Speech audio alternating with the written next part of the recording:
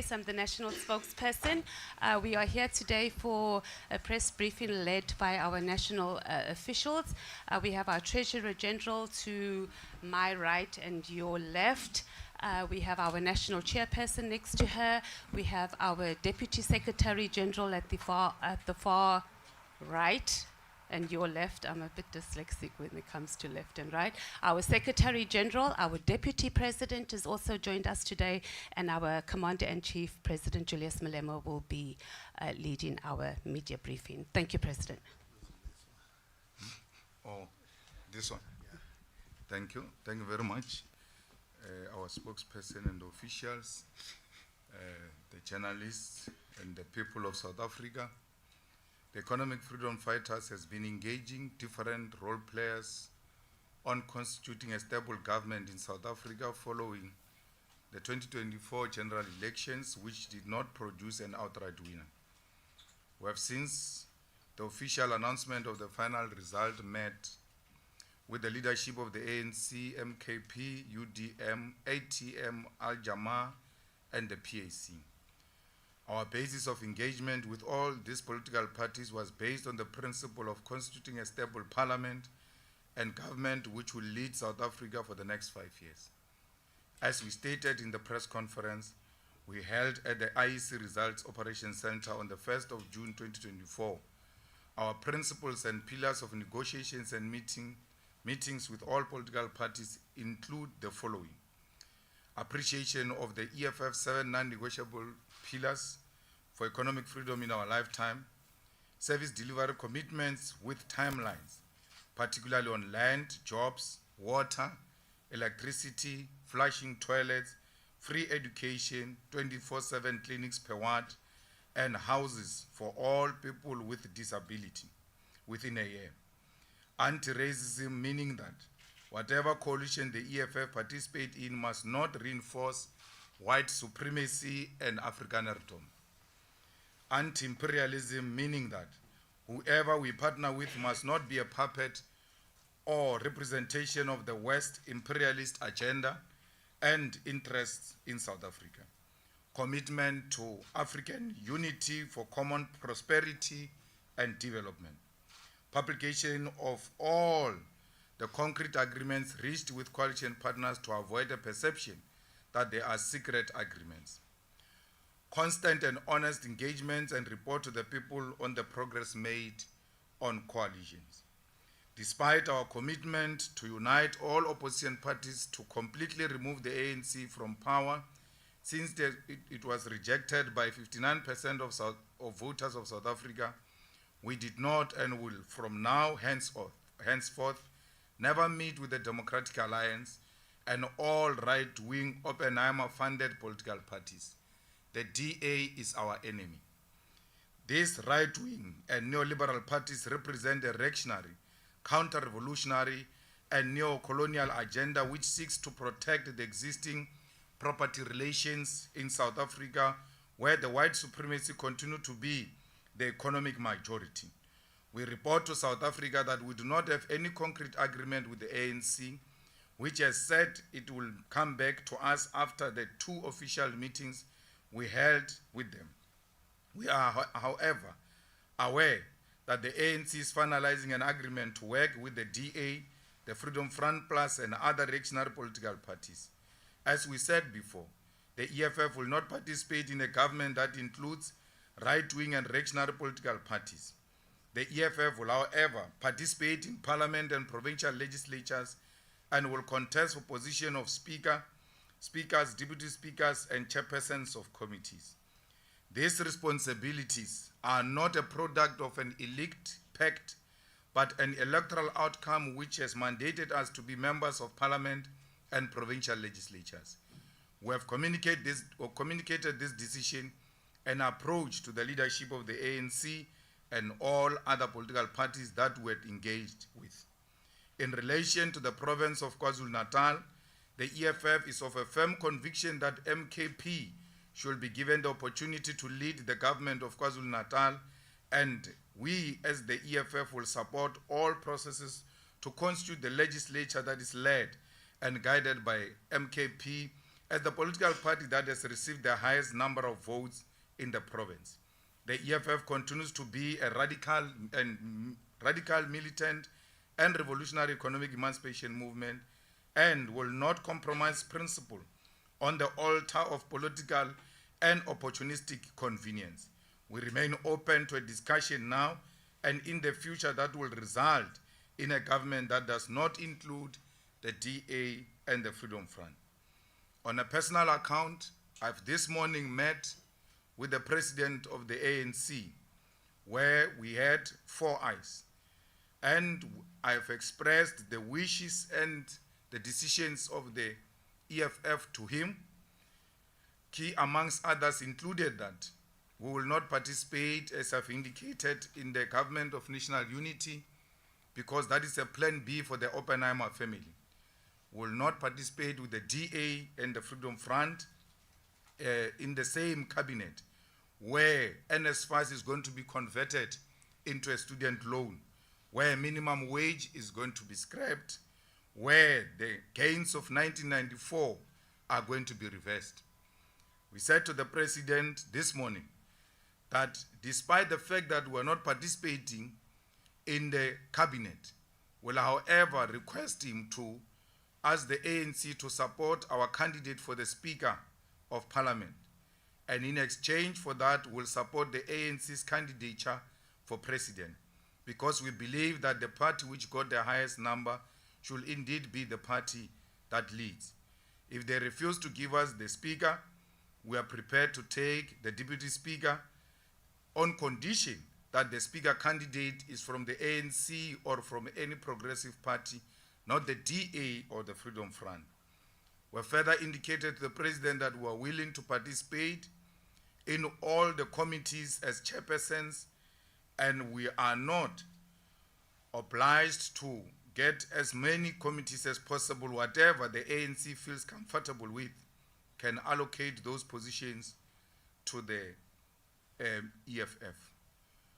We said to the President that we are going to request the ANC to stop its paging of MMCs of the EFF at all levels until this kind of engagements are resolved, because they are poisonous. We further emphasize to the President that MKP got 45% of the votes in KwaZulu-Natal. And if the principle is he must be supported to be president because he's got 40% of the votes, the same principle should apply in KwaZulu-Natal. And if the ANC has not had engagement with MKP and feels strongly that it will not vote for the MKP, the most advisable thing to do will be to abstain. I indicated to the President this morning that any other move outside the MKP is a provocation to the people of KZN. And we must not blame them if they're to react to what these reactionaries would have agreed to undermine the direction which the people of KwaZulu-Natal have given. We have made it very clear to the President that we are not against the government of national unity. We are against the inclusion of the DA and the Freedom Front Plus, because that represent imperialism, represent racism and white supremacy, represent backwardness.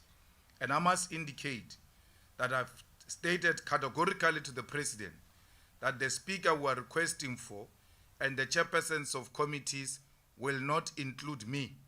I will not make myself available because I know part of the difficulty they have is with my name.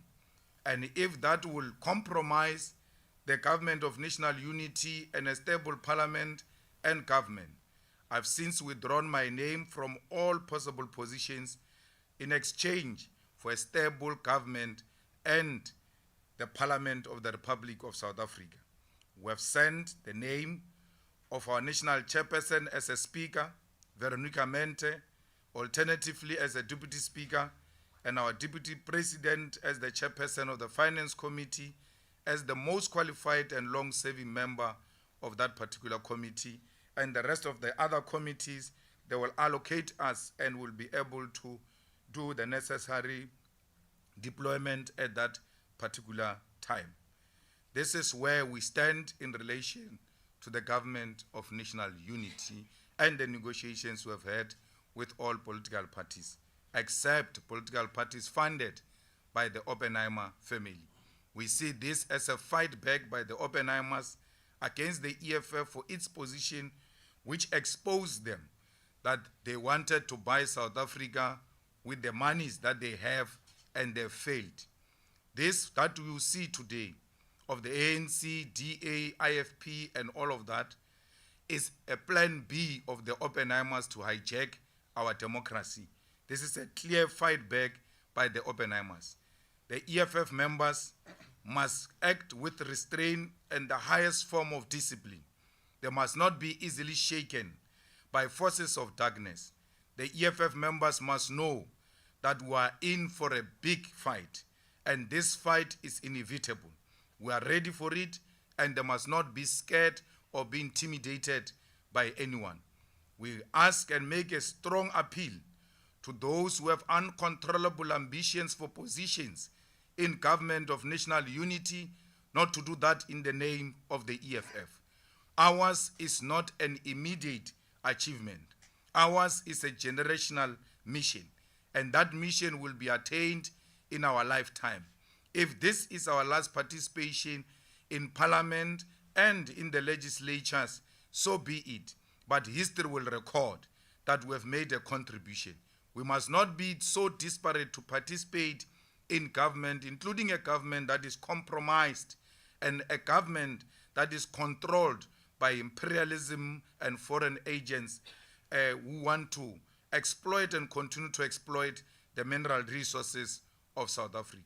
All those who are now having uncontrollable ambition for power and are advised by those who have always opposed the EFF should ask themselves as to what interest do these people now represent when they speak like they want the EFF, when they've not, for a very long time, did not support the EFF. We know that we'll have family members, we'll have friends, we'll have business partners who see this as an opportunity for immediate accumulation. Let that temptation not be surrendered to. Let the discipline of the EFF reign supreme amongst the leaders and the members of our organization. We believe in the militancy and the radicalism of the EFF. We believe in the unity of purpose for the EFF, and we believe strongly that it is this collective effort and united forces of the left that will win against forces of darkness. I thank you. Thank you, President. Question time, and I know there's going to be a lot of questions, the hands are up. So we're going to take a round of 7 first, and hopefully we will get to the point. If you covered, let's just say we covered, okay. So we're going to go number 1, number 2, number 3, I think that's Jamie at the back. Number 4. Okay, let's go with number 4. We'll conclude with number 4 there. Number 1. Media House and your full name, please. Okay, Lizega Tandwa, Sunday Times. Mr. Malema, can you perhaps share what was the President's reaction and response to you during this conversation? And just your own interpretation of what is happening with this GNU. A lot of people have been raised concern around Parliament not having, or opposition parties rather, not playing their role as watchdogs to the government of the day.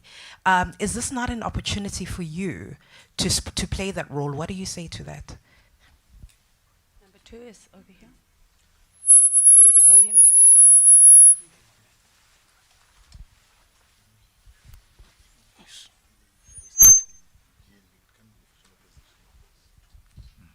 The name is Abdurrahman Khan. I'm from Muslim Matters newspaper. I think 2 years ago, CIC, you made a statement that the President Ramaphosa is a project of the DA. Can you expound on that, what you meant by that, and do you think this is what it is all about, this government of national unity, and they're now in bed with the DA? And secondly is, do you foresee the demise of the ANC? Number 3, it was Jamie at the back.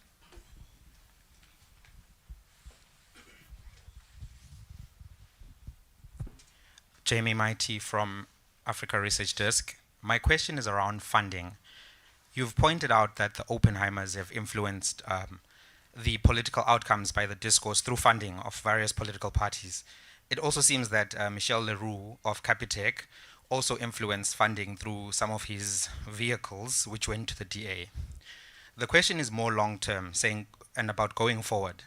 How will these funding dynamics be dealt with in the South African democracy, considering that some of these billionaire entities also control polling companies and they also control media houses? For instance, we saw Naspers donating to 2 political parties, and they also own publications that are reporting on preferred coalition partners. So I wonder what the EFF thinks about that participation of money, but also how is that mitigated to give the general populace, which doesn't have billions, an equivalent say? Thank you. Number 4 was here in the front. Meshach Makora from Daily Sun. I would like to know from you, Mr. Malema, do you believe South Africa is ready for inclusive government and the proposed GNU by the ANC? Secondly, EFF shares common ground with the ANC, especially on the land issue. Don't you think being part of the GNU would assist to propel the country toward that direction? Thank you, President. Over to you. Thank you very much. Well, my discussion with the President were cordial, and he appreciated the EFF's offer and said that it shouldn't be very difficult for them to come back to us with a clear, definite answer. So after the NEC, I'm going to have a meeting again with the President to have a final detail of what is the agreement. And we see that as a role that we're elected to play. We're not elected to be government, that's why we don't have a majority. But if we play any role in Parliament, that's what we're elected to do. We are members of Parliament, we can be chairpersons of Parliament, we can be Speaker of Parliament. It's a responsibility which the electorate said, go and execute. So playing an oversight will not necessarily only mean that you must be in opposition and without any single position in the legislature or parliament. We remain an opposition in positions of committees, in positions of deputy speaker or a speaker.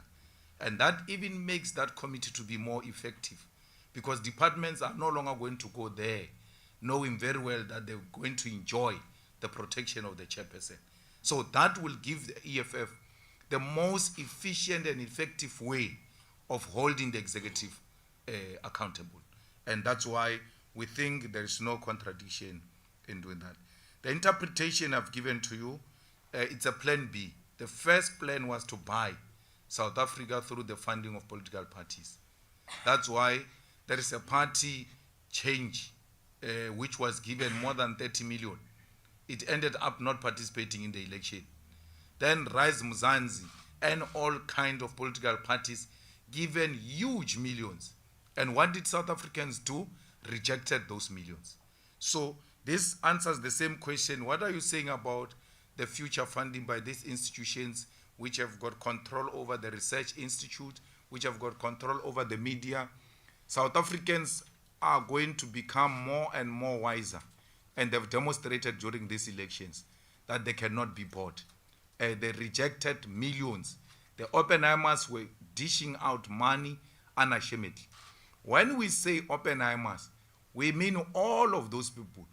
Oppenheimer is a representative of those multimillionaire families of the Ruperts and the Minels and all of them who have been pumping money to try and manipulate the political landscape in South Africa, and that has successfully failed. So what do? We retreat back to our traditional political parties and then unite them. The IFP is not an organization outside the Oppenheimers. It was formed by them. Who in his rightful mind will give Tlhabisa 20 million? Because he can't even speak to that 20 million himself. So why would someone say, yes, 20 million to Tlhabisa? To do what with it? Tlhabisa was given 20 million and then he was pushed out of the campaign. The campaign was run by the chairperson and the premier candidate of the IFP in KZN. I found Tlhabisa campaigning in Malamulele. I'm like, what is he doing in Malamulele? That's how much he was pushed out of the campaign. But the money was put inside the IFP because the IFP is an entity of the Oppenheimer family. You have all seen at the Prince Mangosuthu Buthelez's funeral, where no less than 4 members of the Oppenheimer family are in attendance. There is a video of them greeting President Ramaphosa at Prince Mangosuthu Buthelez's funeral. The Oppenheimers did not go to Mandela's family. They were not a factor in Mandela's family, a funeral. The Oppenheimers did not go to Obama's lecture in Johannesburg about Mandela, that memorial, what. They were not playing any role. But in the Prince Mangosuthu Buthelez's funeral, they played a prominent role. Why? The Oppenheimers wanted Prince Mangosuthu Buthelezi to be the first black president of South Africa. They never believed in the ANC and Nelson Mandela.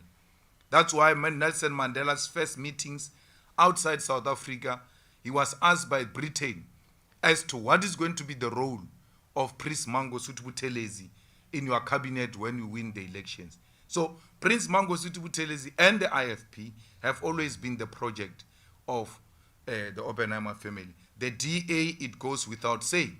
They control it. Now, they've got hold on the president of the ANC, and the situation demands that they must all come together. The DA complained and supported the impeachment of the president. The DA complained about Paul Mashatile. The DA complained about all the corrupt people. All of a sudden, they've got nothing to say about those people. That is an indication that someone came to take out the brain and said, we're moving this direction and we don't want to be questioned. Why would all of a sudden the DA see holy and good leadership in the ANC when they've not throughout the years? Is because when the numbers put together, the Oppenheimers see that they will still continue to be in charge. So the ANC played with an opportunity to isolate imperialist forces and the white monopoly capital in South Africa. This was an opportune moment for progressive political formations to come together. The president says to me, we cannot form the GNU without a DA because we want a non-racial GNU. I asked him a question. Are you saying the ANC is not a non-racial organization? Because the ANC is a non-racial organization without the DA. So why would it say, when it comes to government, if there's no DA, we are not non-racial? But when they run their daily activities, including in their constitution, they are non-racial. I said to the president, there are white people in the ANC, in the EFF, in all the progressive formations. White people are found there. If it's about the question of non-racialism, we can still find white people from amongst ourselves. It's not the question of non-racialism. We are not opposed to white people. We are opposed to white supremacy. We are opposed to racism. We are opposed to Afrikanerdom. We are opposed to white monopoly capital. Any other progressive name that gets to be put forward by the president of a white person, Indian person, colored person, African person, as long as that is a progressive name, will support it. I said to the president, we voted for the DA in 2016, where you, comrades, were arrogantly defying and denying us an opportunity to work together in 2016. We said to you, let's work together. You said, no, we don't want to work with you in the arrogant manner you are doing. What did we do? We pulled out where the DA was defeating you. We folded our hands. And I said to him, to show you it's not a question of race, and don't leave here saying I'm anti-white people. In 2016, we refused to participate in municipalities with the DA led by a black person. It was led by Maimani. In Joburg, it was led by Mashaba. We still said, we don't care who are the faces. This organization is a tool for imperialism and for white monopoly capital. So it's not about color. It's about the party that represent backwardness, a party that is a racist organization, a party like Freedom Front that says part of its conditions to go into a coalition is that we must declare Orania as a white Afrikaner land. And you say to us, we must go and participate in such a coalition. We'll never do that. Remember, when you are in cabinet, once you are defeated in argument, those decisions are binding on you. As a disciplined member of cabinet, you must go and defend that Orania must be a land of the Afrikaners. We will not do that. We will rather die without occupying positions in government than to allow white supremacists and racists to thrive. Fighters, inclusive government should not mean a compromise on the principle. We are for inclusive government. That's why we said today, we are the first political party to say to the ANC, we will work with you. But because we understood the element of inclusive government and government of national unity. But it does not mean we must sleep with Zionists with our eyes open. We're not going to do that. We said to the people of Palestine, we said to the Muslim communities everywhere in South Africa, the vote and the victory of the EFF is a victory of the people of Palestine. Those Muslims who voted for the EFF, those Muslims who have voted for the ANC, what are you saying to them when you go immediately in bed with the people who have supported a genocide, the killing of innocent women and children, and we must close our eyes in the name of inclusive government and overlook humanity? We will not do that as the EFF. President Ramaphosa has always been a project of these people. From school, he went straight to work for Urban Foundation, to work for the Oppenheimers. President Ramaphosa formed NUM. He has never been a mine worker. He has never been underground. From school straight, he was given money with other colleagues to form an NUM that was funded directly by the Oppenheimers. How does NUM, which had a policy conference over the weekend, sing a song, Sebenza kanzima, we're not being paid money, we're paid peanuts, and then one of the people who joins them in singing that song is Pravin Gordhan. They even get addressed by Pravin Gordhan, who's in cahoots with these mines that are exploiting the mine workers. That's a huge contradiction. It can clearly indicate to you that these people do not mean anything they are saying. So this is the end of the ANC. It is not of our own making. The ANC is not dying because the EFF is growing.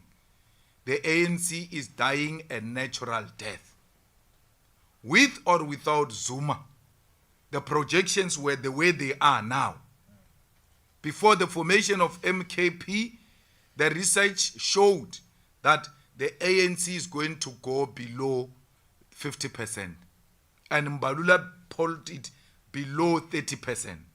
At some point on the board, it went below 40% for real. So this is the end of it.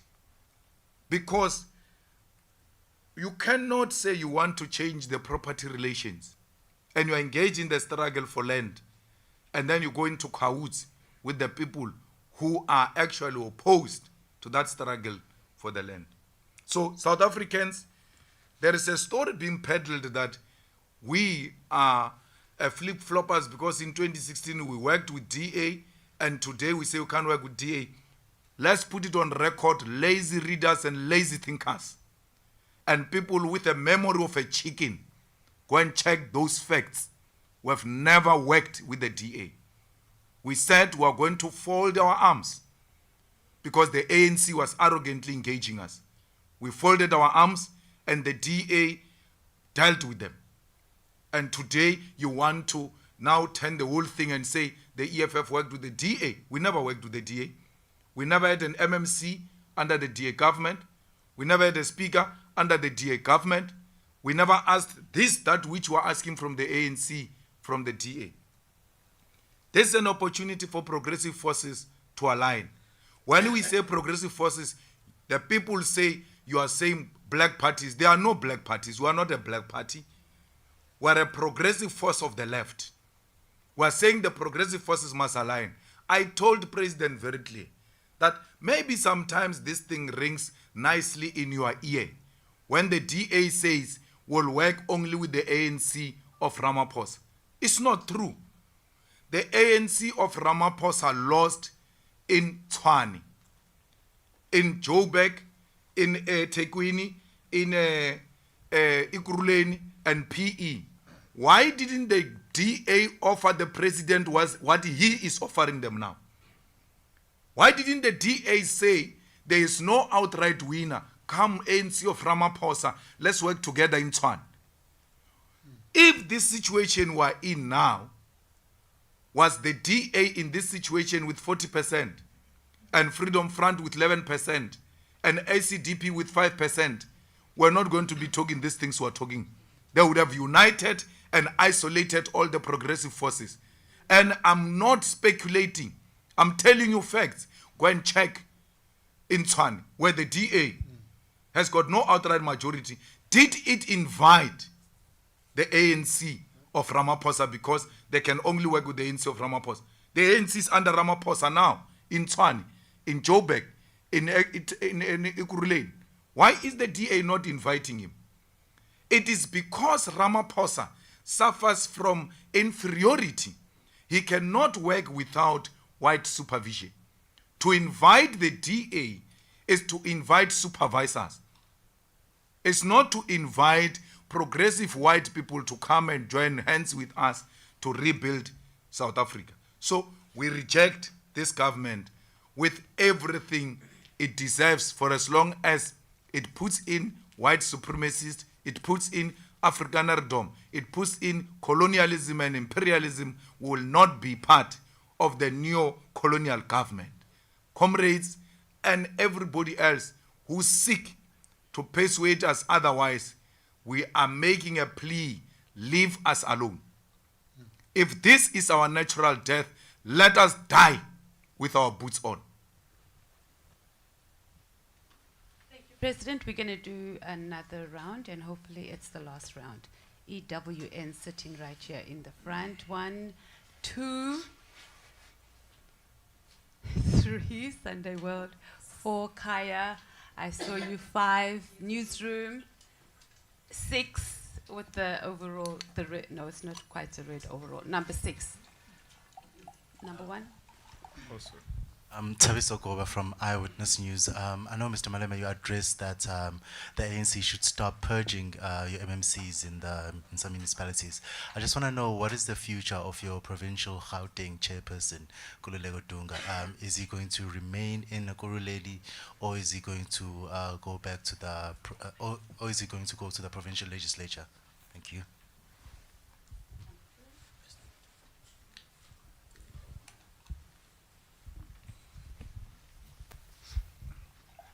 Good evening, Paul Vecchiota from Bloomberg.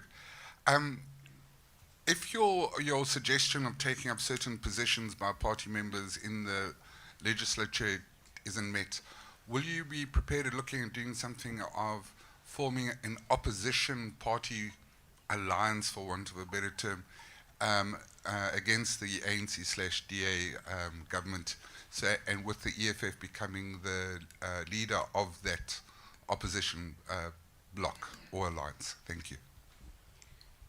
Number 3.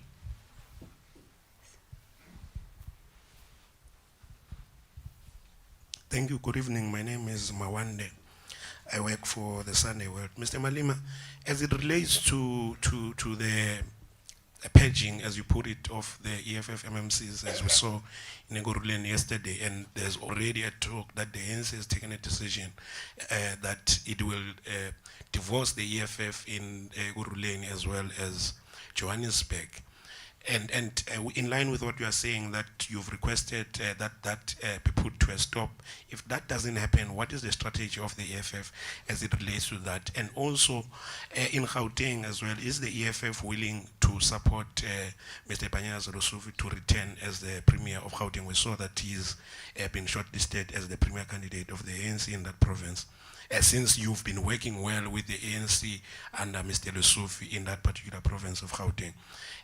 About KZN, you say that you will support the MKP to govern in that province because they got majority of the votes.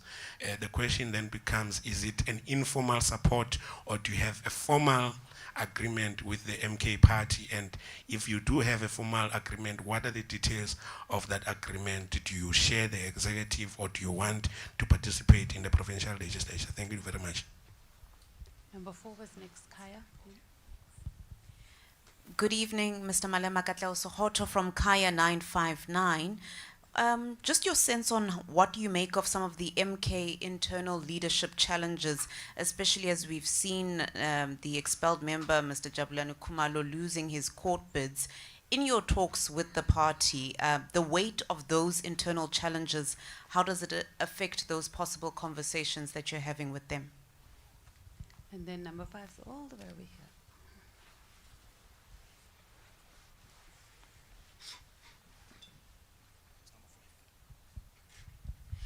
Evening, it's Zianda Ngobo from Newsroom Africa. My question is similar to that of Bloomberg's. If the ANC then rejects this proposal that you put on the table with the president today, what does that mean in terms of your ability to plan for 2026 local government elections? Would it also mean that you would have overplayed your hand if some of your constituency believes that you may have not actually put the best offer on the table and linked to what you've touched on briefly, Mr. Malema, when it comes to the prospects of growth for the organization? Thank you. And number 6, just behind. Hi, my name is Bulelani from SABC. Also, just linked to what Paul has asked. If your demand for the position of Speaker and Deputy Speaker is not met by the ANC, will you be posting a presidential candidate during the vote? And secondly, will you be actively lobbying some of the ANC MPs who are allegedly not in support of the ANC-DA coalition to vote with your candidate? Thank you. President? Thank you very much. The MMC of EFF in Ekurhuleni, Dunga, he remains a councillor of the EFF in Ekurhuleni. And if we are not finding each other with the president, we are going to withdraw all our MMCs in all areas where we are participating with the ANC.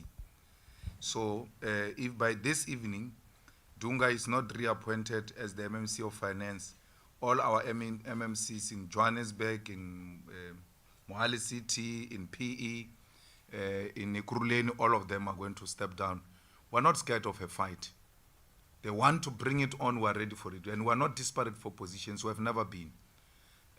We are here to make a contribution. I just saw this as muddying the waters during the most critical period where we have to find each other. A person goes and removes an MMC at night without even engaging the leadership of the EFF. We have had a very good working relationship with the leadership of the ANC in Gauteng. We have had direct communication with the chairperson of the ANC in Gauteng and the secretary. But since the announcement that they are going to work with the DA, those guys have completely blocked us from any form of communication. So don't think you can threaten the EFF by taking away MMCs. We will never be shaken by such things. We are aware that they say they are going to unplug us. We cannot be unplugged by fools. We are going to withdraw ourselves. We're not desperate, and we are going to remain. There is no Dunga who's going to any legislature. He's going to be a councillor, and he's going to fight from the opposition benches in the Ekurhuleni municipality. And the same goes for all of them. So the deputy president must start preparing resignation letters for all of them. That once I meet the president, they say they are not willing to accommodate it tonight, not tomorrow, tonight. Then we know the deal is off. And we can as well just walk away. We're not like Muzwandile Masina, who was desperate till now, bitter to the end, wanting to be a mayor at all costs. So we're not those kind of people who are here for position. South Africa, we have made contribution to the struggle of South Africa at an early age. And it doesn't mean we must exit through ministerial positions or anything. We can exit at any time if the South Africans wish so. But you cannot do away with the kind of contribution we've made in the struggle for the total liberation of our people in South Africa. So be rest assured, we cannot be intimidated by positions. Positions are never anything. Listen to all these ex-prisoners, gangsters, and all of them, how they negotiate. They tell you position from when they enter the gate. No principles, no nothing. The DA has got no principal agreements with the ANC. They've agreed on positions. They actually told him that we want 1, 2, 3, 4 departments, and those departments must be exclusively for us, and you must not interfere. And he says he has refused. He said, no, we can agree on ministries as to which ones, that should be left to the president. And there's no ministry that can be exclusively for white people of the DA. Because cabinet ministry means a collective leadership. So it can't be that there are certain departments which are not accountable to the president. At least if he's honest by that, then we know that there's already a contestation. Right at the beginning, they can't find one another. So let's allow that process to unfold. If the DA goes into government, and this must be known to all of you, if the DA goes into government, the official opposition is MKP. That's what you must know. That's how it works.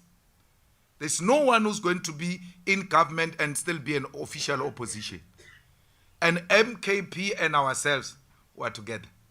We shall be official opposition together. We'll help each other in that role together. We are more experienced than them. We've been here. And we've got a cordial relationship with them. So even when we are chairpersons of the committees or speakers, we remain opposition. It is allowed. They can't say you are now a chairperson of a committee, you can't be an opposition party. No. The IFP was the chairperson of SCOPA, and it remained an opposition party. So our acceptance of this responsibility, if Veronica becomes a speaker, it doesn't mean anything about EFF being an opposition. It remains an opposition party opposed to the current government. There's no need, really. The people of South Africa must swallow what they've decided to chew. And they decided to chew 40% of the ANC. So why should you field a presidential candidate for what?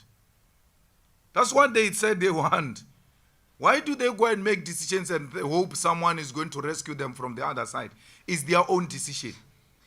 They chose load shedding. They chose Ramaphosa. They chose the highest level of unemployment. They chose racism.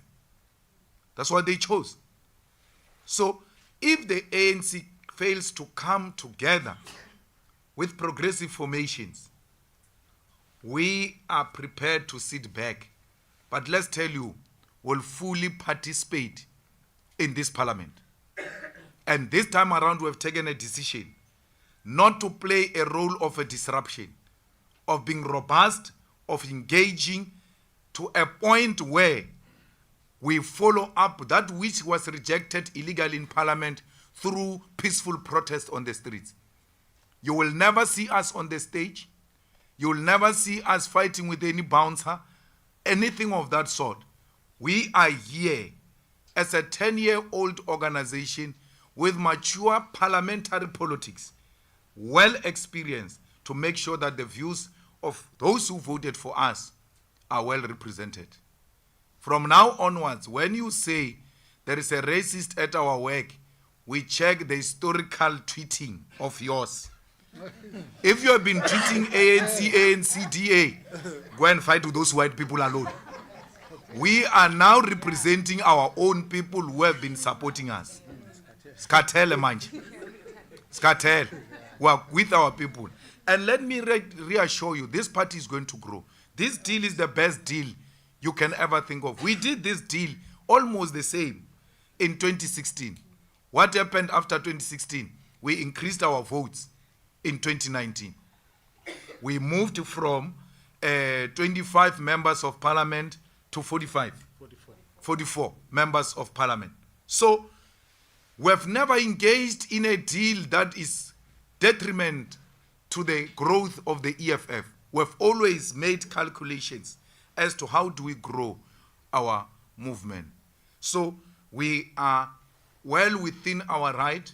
We have not lost our support. The base that we started with in 2014 were not there. Anyone who says we are back there is not true.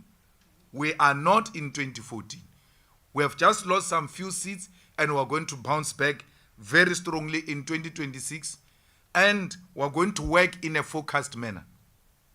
If you go and look at the list of the EFF now, in the legislatures, in the national parliament, in the NCOP, and look at where those people are coming from, we no longer put people who come from constituencies that don't vote for EFF. We are now choosing people who are choosing the EFF. We are a national organization. We'll find footprint everywhere. But we're not going to have, for instance, over-representation of people of KwaZulu-Natal in this parliament when they've not given us anything. They will get what is proportionate to what they gave us in these elections. And that applies to everyone. So we need to make sure that we all, if we need the assistance of the EFF, let's vote for the EFF. After the election, someone sends me a video of a community drinking water from a well. A well is like a hole. So they take water with a cup, put in a bucket. They say, no, can you do borehole for these people? Then I said, that's fine, we'll do a borehole. Send me the VD results of that voting station. And then they said, ANC, so why are you sending me this? Go where you voted. You don't know where you voted. Why are you coming to me? So when a water comes from a well, it tells you that there's too much water underground. Even when you drill a borehole, you are not going to struggle. Yet an ANC councillor does not drill a borehole. The ANC municipality does not drill a borehole. The ANC government does not drill a borehole. The EFF must go and drill a borehole. No, we now know the VDs that have voted for the EFF, and those are the people who are going to service. It doesn't mean we can't grow our base into the other constituencies, but as a party, you need to have your priorities right. Otherwise, you are going to undermine your growth. You are going to invest your resources where there are no dividends. We need dividends now. I'm really pleading, whether we like MKP or we don't like MKP, if you want peace in KwaZulu-Natal, which is not going to be instigated by MKP, which is not going to be instigated by EFF, that violence, the people are going to rise. If you go against the wish, you know, in KZN is West, the MKP get 45%. The second party gets 18%.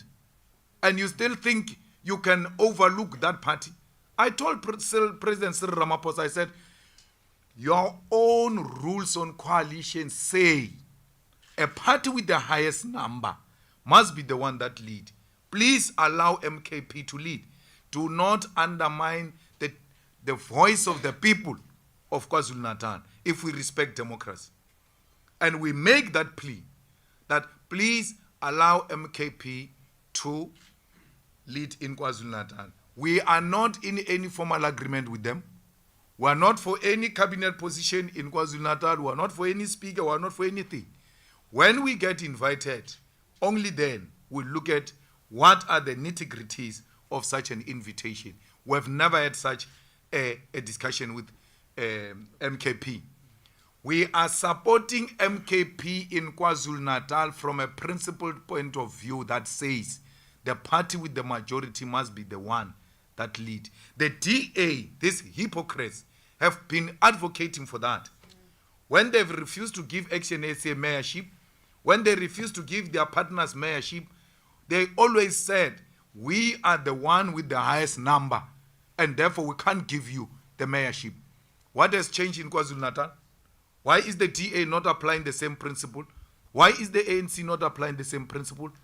So we are going to stick to this principle as the EFF. Be rest assured, fellow South Africans, the MKP will overcome its internal leadership squabbles. It comes with the territory. There is no single organization that was formed and never faced leadership challenges. There was Mutletama here, who had to run all over the streets of Cape Town being chased by Bernard Joseph. So what do I say? We had our own share, and look at us now. We are in a much more stable way. So we are really not bothered by some potential infiltration on the leadership of MKP, given President Zuma's experience and given those guys that we're negotiating with, Abu Natin Kleko, Abu former SARS, Tom Moyane, they are well-experienced people. Surely they should be knowing how to deal with potential internal leadership squabbles. As to what MKP stands for, what do they do and all of that, we are not the spokesperson of the MKP. Let them do whatever they want to do. The people chose them. And it's not only in KwaZulu-Natal. It's in South Africa. That's why I say to you, if the DA goes into government, MKP is the official opposition. Therefore, you want official statement on any issue, you are going to have to drive to Nkandla, like you did, to go and get official reaction of MKP, because it looks like the headquarters is there.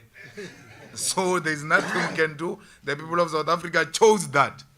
And all we can do as people who respect democratic principles is to stick to exactly that. So the EFF is not in any formal agreement, is not getting any executive position from MKP, and it hopes that MKP internal squabbles are just an irritation for a party that is new. So within a short space of time, we hope they will be able to overcome whatever difficulties they are confronted with. What we are interested in is to work with a solid party in the national parliament and in the legislature of KwaZulu-Natal, in the legislature of Gauteng. This part of engagement we're having with the ANC, the same principles applies everywhere. If they are going in bed with the DA in Gauteng, they must not count us in. Panyaza and TK, through their rightful conscience, they got defeated here.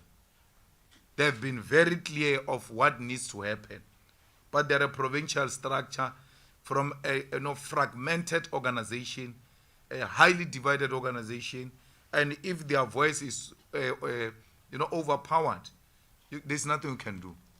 By the way, the DA coalition failed in the NEC. They defeated the DA coalition in the NEC. This is what happens now, these days, how the ANC is run in a criminal mafia style. They allow people to speak. Then they say, let's adjourn, the president is going to give a summary. Then what they do, they call you guys in. Then the president speaks in front of you. Those on the floor who feel that this is not the summary of the meeting, it's not a true reflection of what transpired in the meeting, they've got no platform to object to that because the media is already in. That thing Cyril was doing, I was in the NEC of the ANC. Zuma used to give, you know what the president of the ANC do? They come with a written political overview and they come with a written closing remarks. They come with 2 speeches. So you all speak. Then at the end they read that speech as if you never said anything. In that NEC where I was sitting, there was Tokyo Sowale. It was my job and Tokyo Sowale's job. When the president summarizes wrongly, Tokyo will call point of order in the NEC and say, that is not the summary of our meeting.